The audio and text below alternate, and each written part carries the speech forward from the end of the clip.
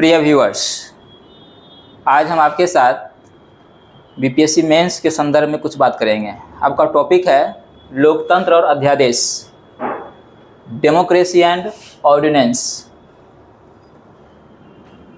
भारत का संविधान जो है ये कार्यपालिका, विधायिका और न्यायपालिका को एक निर्धारित शक्ति देता है। भारत के संविधान में कार्यपालिका का क्या शक्तियां हैं, न्यायपालिका के क्या शक्तियां हैं और विधायिका के क्या शक्तियां हैं, इसको निर्धारित किया गया है। जिसमें आप देखेंगे कि विधायिका कानून बनाने का काम करता है, लेजिस्लेचर कानून बनाने का काम करता है, और जो कार्यपालिका है एग्जीक्यूटिव, यह कानून को इन्फोर्समेंट करने का काम करता है, लागू करने का काम करता है। ठीक है। लेकिन अभी हाल के दिनों में आपने देखा होगा कि भारतीय राजनीति में विधायी प्रक्रिया, जो लेजिस्लेचर प्रोसीजर है, उस प्रोसीजर को उपेक्षा किया गया है और उसको उपेक्षा करते हुए ऑर्डिनेंस को पास करने की प्रवृत्ति बढ़ा है, अध्यादेश लाने की प्रवृत्ति बढ़ा है। अध्यादेश लाने की प्रवृत्ति किसी भी लोकतांत्रिक देश के लिए अच्छी बात नहीं हो सकती है। इसे आज हम समझेंगे। हम आज ये भी समझेंगे कि ऑर्डिनेंस का प्रोविजन हमारे संविधान में क्यों किया गया है, इसके पीछे का क्या कारण है, इसे भी समझेंगे। हम आज ये भी देखेंगे कि ऑर्डिनेंस का लोकतंत्र पर क्या प्रभाव पड़ता है, साथ ही इस ऑर्डिनेंस का भारत के संविधान पर क्या प्रभाव पड़ेगा। हम इन सारे चीज़ को देखेंगे।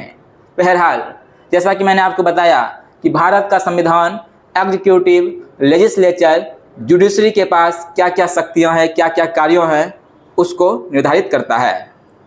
जिसमें लेजिस्लेचर लॉ मेकिंग का काम करता है और एग्जीक्यूटिव लॉ को इम्प्लीमेंटेट करने का काम करता है। अब हम आगे बढ़ते हैं। आर्टिकल 127 1 to 3 भारत का संविधान, भारतीय संविधान का अनुच्छेद 127 राष्ट्रपति को अध्यादेश जारी करने की शक्ति देता है।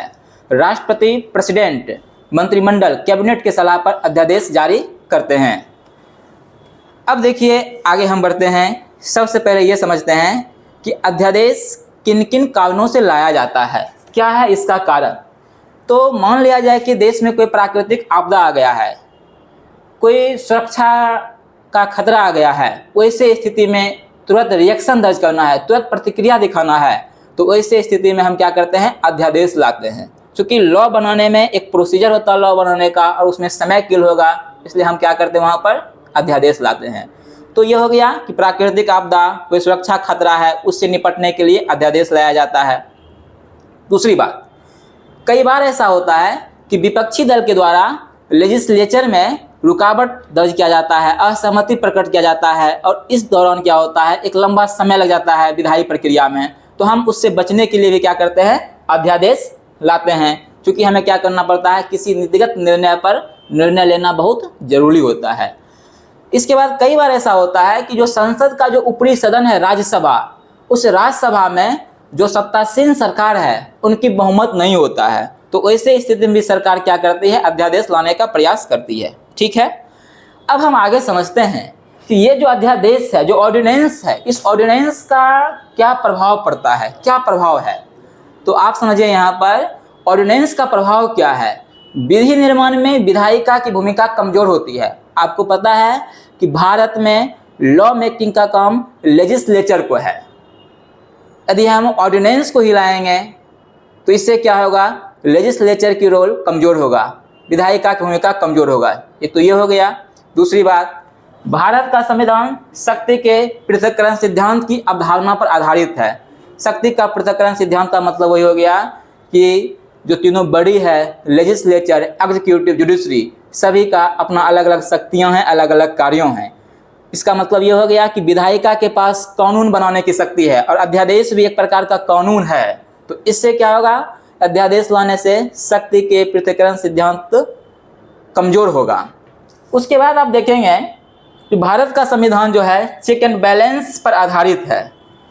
इसमें यह हो गया कि कोई भी बॉडी किसी दूसरे बॉडी को इंटरवीन नहीं करेगा, और यहाँ पर एग्जीक्यूटिव अध्यादेश लाकर क्या करता है, लेजिस्लेचर में इंटरवीन कर रहा है। तो ये सब प्रभाव पड़ रहा है संविधान पर, लोकतंत्र पर। इसके बाद देखिएगा जो सरकार की जवाबदेही, से दूर हो जाता है। अध्यादेश लाने से क्या होता है, सरकार जवाबदेही से दूर होता है। यदि सेशन होगा और सदन में क्या होगा, इस पर चर्चाएं होगी बिल पर, तो सरकार से प्रश्न किया जाएगा, सरकार को रिस्पॉन्सिबिलिटी ठहराया जाएगा। लेकिन अध्यादेश लाने से क्या होता है, सरकार जवाबदेहिता से दूर चले जाती है और सरकार की जवाबदेही में कमी आता है। तो ये सब तो हो गया कि अध्यादेश का प्रभाव हो गया, लोकतंत्र कमजोर होता है, लोकतांत्रिक प्रक्रिया में लोगों का विश्वास में कमी आता है। तो इन सारे चीज़ आपने देखा कि अध्यादेश का क्या प्रभाव है। अभी हाल ही में ये टॉपिक चर्चा में रहा है, हमें लगता है करेंट इशूज के रूप में आप इसे यूज कर सकते हैं और 68 बीपीएससी मेंस में भी आपको बहुत ये फायदा पहुंचाएगा ये टॉपिक। ठीक है, थैंक यू वेरी मच।